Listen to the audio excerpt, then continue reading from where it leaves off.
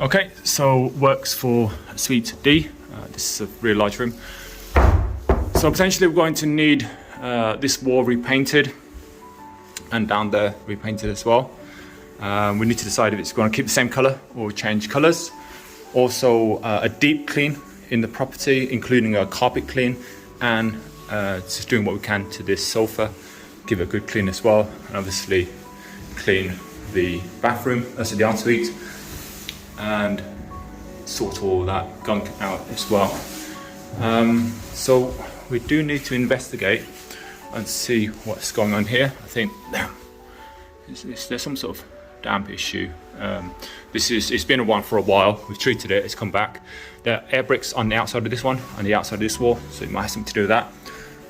Then we'll need a tea station facing that way with a cupboard on top.